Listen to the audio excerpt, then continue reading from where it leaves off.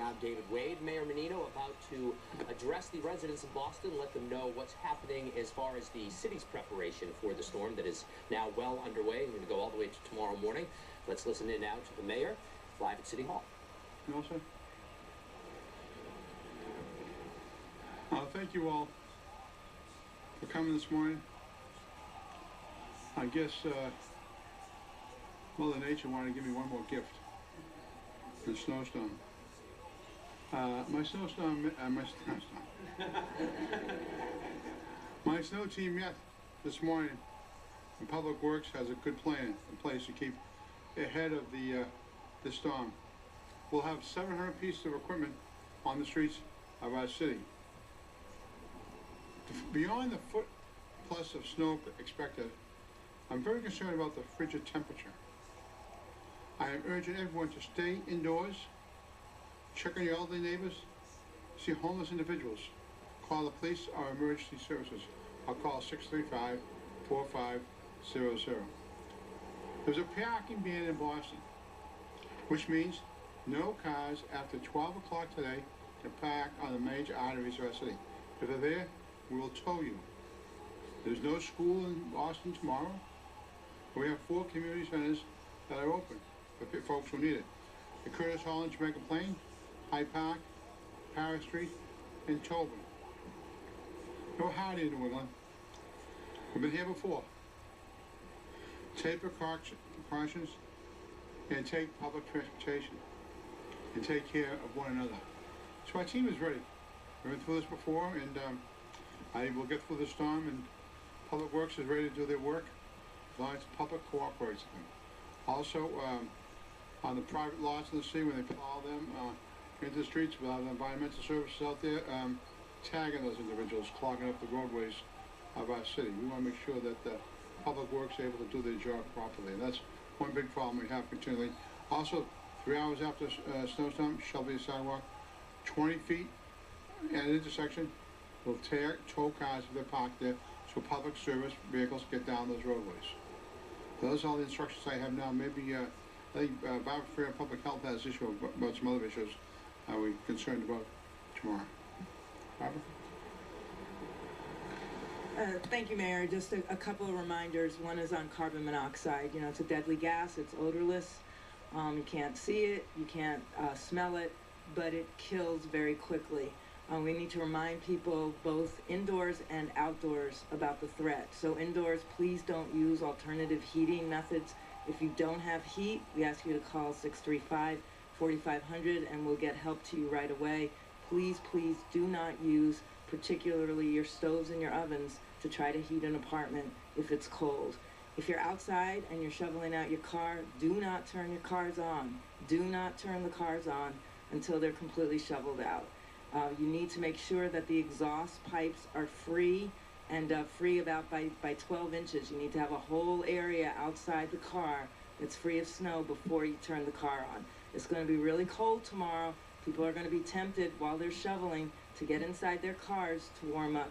Bad idea. You cannot turn your cars on until they're completely shoveled out. If you need any help, if you're confused about what this directive is, or you don't really understand how you can keep yourself warm, please call 617-635-4500. Thank you.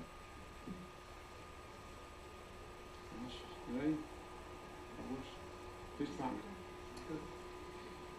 No, I just want to stress what the mayor says. You know, the snow emergency will be going into effect at noontime today, so if you know or you see someone whose car's out there, a neighbor, will you let them, give them a heads up that at noon we're going to start towing. It's very important to keep the snow arteries clear.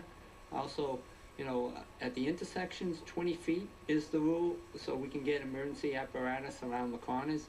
We'll be enforcing that, so, you know, this is all about making sure everyone's safe over the next 24 to 48 hours, and we'll have plenty of additional resources out there along with our EMS partners and fire department to make sure everything goes smoothly.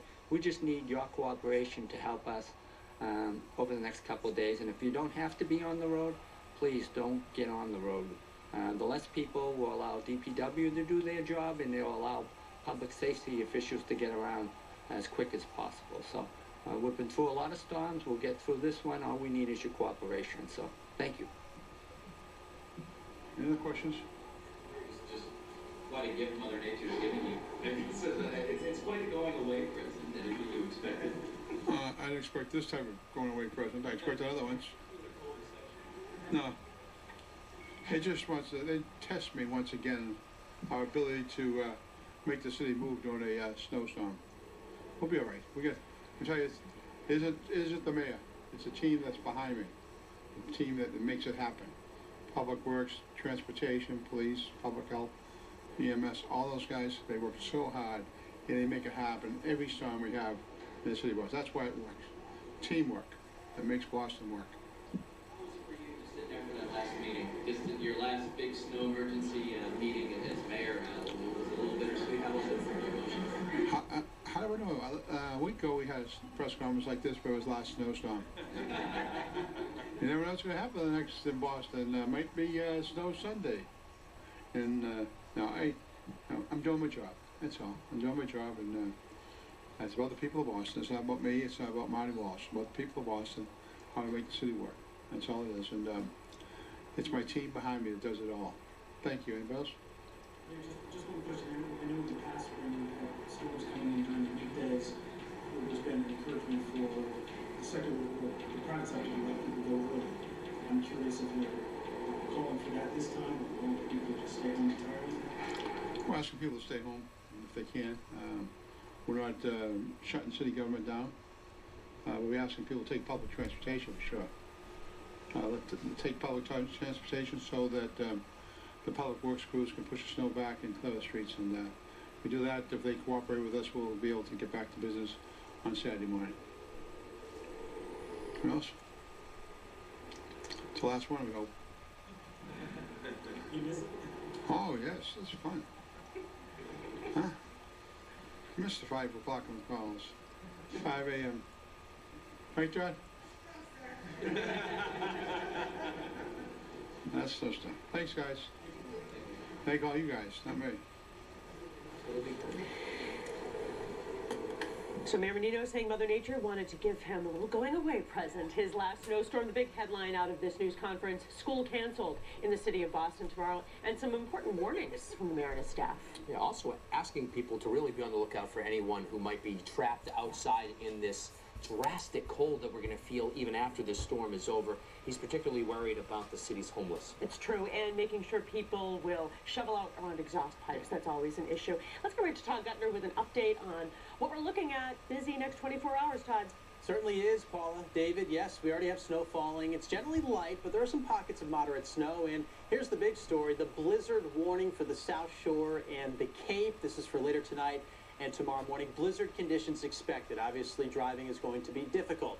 Right now, we have periods of light snow, some pockets of moderate snow, and in some towns, it's not snowing at all. That's the pattern all day long. That changes tonight when these two pieces link up. It becomes a big storm system, and that starts throwing more moisture our way, leading to more snow. So right up through 3 o'clock this afternoon, we'll continue to see light to moderate pacing of the snow. By the end of the day, I'd say there's about 2 to 4 inches of fluff on the ground and on the car tops, easy to brush right off the windshield.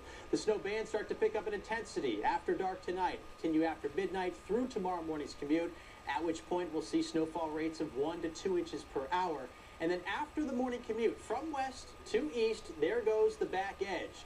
Should be clearing the coastline around lunchtime and then clearing the Cape and the islands later in the afternoon. We'll actually probably see a little sunshine in Boston before the day is through. Amounts, we're looking at a solid foot across much of eastern Mass, with higher amounts likely for the North Shore, around Boston, and certainly in the South Shore communities, where some spots could pick up 16, perhaps even 17 inches of snow. Off to the north and west, slightly less snow, but still very fluffy, a 6 to 10 inch amount. Now let's take a look at our ice scale. To break that down is Danielle Niles. Danielle? Hey, good morning, Todd. We're talking about the ice scale and the impact on you, and the wind is a factor in this, obviously. All of eastern Massachusetts is in a 3. You can see the scale here goes from low to severe in terms of the impact, and this will be a high impact event for most of eastern Massachusetts, with either side of a foot of snow, locally higher amounts, wind gusts over 35 miles per hour, that wind already starting to pick up.